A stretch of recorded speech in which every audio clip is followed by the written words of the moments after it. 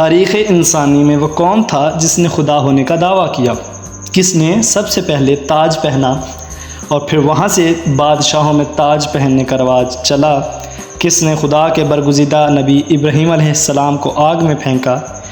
حضرت ابراہیم نے اسے کیسے لاجواب کیا؟ اسے کیسے سوچنے پہ مجبور کیا کہ ہاں خدا ہے؟ سب کچھ جاننے کو ملے گا آپ کو اس ویڈیو میں۔ مزید معلومات کے لیے ویڈیو کو انت تک دیکھیے۔ میں ملک احسن اور آپ دیکھ رہے ہیں آگاہی چینل۔ ہم بات کر رہے ہیں نمرود کی۔ نمرود شنار کا بادشاہ تھا جس کا قصہ بائبل میں بھی درج ہے۔ اس بادشاہ کا نام نمرود بن کنعان بن سام بن نوح تھا۔ اس کا پائے تخت بابل تھا۔ اس کے نسب میں کچھ اختلاف بھی ہے۔ حضرت مجاہد فرماتے ہیں کہ دنیا کے مشرق سے مغرب کی سلطنت رکھنے والے 4 ہوئے ہیں، جن میں سے 2 مومن اور 2 کافر ہیں، حضرت سلیمان بن داؤد اور حضرت ذوالقرنین، اور کافروں میں نمرود اور بخت نصر۔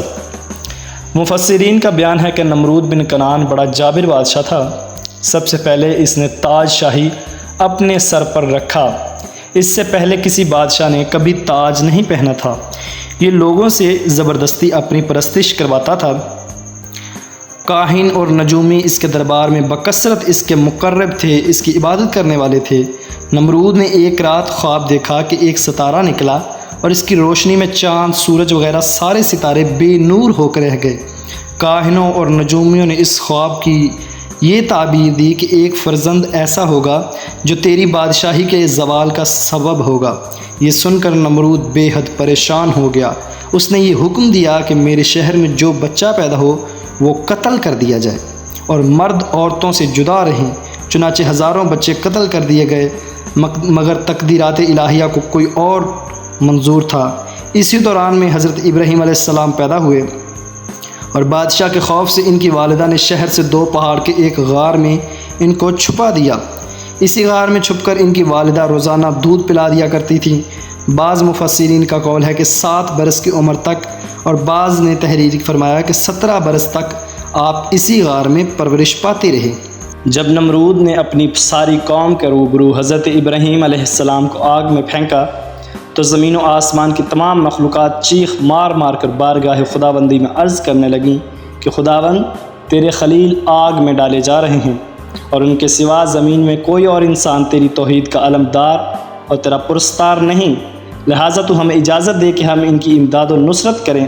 تو اللہ تعالیٰ نے فرمایا کہ ابراہیم میرے خلیل ہیں اور میں ان کا معبود ہوں، تو اگر حضرت ابراہیم تم سبوں سے فریاد کر کے مدد طلب کریں تو میری اجازت ہے کہ سب ان کی مدد کرو، اور اگر وہ میرے سوا کسی اور سے کوئی مدد طلب نہ کریں تو تم سب سن لو کہ میں ان کا دوست اور حامی و مددگار ہوں، لہٰذا تم اب ان کا معاملہ میرے اوپر چھوڑ دو۔ اس کے بعد آپ کے پاس پانی کا فرشتہ آیا اور کہا کہ اگر آپ فرمائیں تو میں پانی برسا کر اس آگ کو بجھا دوں۔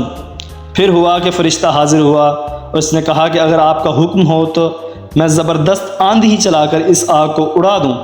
تو آپ نے ان دونوں فرشتوں سے فرمایا کہ مجھے تم لوگوں سے کوئی ضرورت نہیں، مجھ کو میرا اللہ کافی ہے اور وہی میرا بہترین کارساز ہے، وہی جب چاہے گا اور جس طرح اس کی مرضی ہوگی میری مدد فرمائے گا۔ پھر حضرت جبرائیل علیہ السلام تشریف لائے اور کہا کہ اے خلیل، کیا آپ کو کوئی حاجت ہے؟ تو آپ نے فرمایا کہ تم سے کوئی حاجت نہیں۔ تو حضرت جبرائیل علیہ السلام نے کہا کہ پھر خدا ہی سے اپنی حاجت عرض کیجئے۔ تو آپ نے جواب دیا کہ وہ میرے حال کو خوب جانتا ہے، لہٰذا مجھے اس سے سوال کرنے کی کوئی ضرورت ہے ہی نہیں۔ اس وقت حضرت ابراہیم علیہ السلام کی عمر 16 یا 20 برس کی تھی۔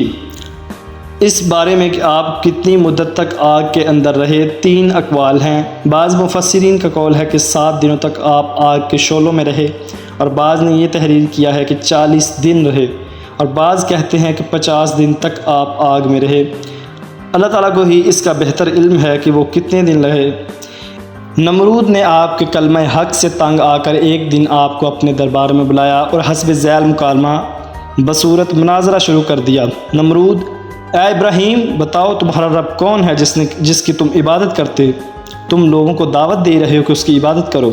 حضرت ابراہیم نے کہا کہ اے نمرود، میرا رب وہی ہے جو لوگوں کو زندگی دیتا ہے اور مارتا ہے۔ نمرود: یہ تو میں بھی کر سکتا ہوں۔ چنانچہ اس وقت اس نے 2 قیدیوں کو جیل خانے سے دربار میں بلوایا اور ایک کو موت کی سزا ہو چکی تھی اور دوسرا رہا ہو چکا تھا۔ نمرود نے پھانسی پانے والے کو تو چھوڑ دیا اور بے قصور کو پھانسی دے دی اور بولا کہ دیکھ لو، جو مردہ تھا میں نے اسے زندگی دی اور جو زندہ تھا میں نے اسے مروا دیا۔ تو حضرت ابراہیم سمجھ گئے اور انہوں نے دوسری ایک واضح اور نہایت اعلیٰ دلیل دی کہ میرا رب تو وہ ہے جو مشرق سے سورج نکالتا ہے اور مغرب میں غروب کرتا ہے، تو سورج کو مغرب سے نکال کے دکھا۔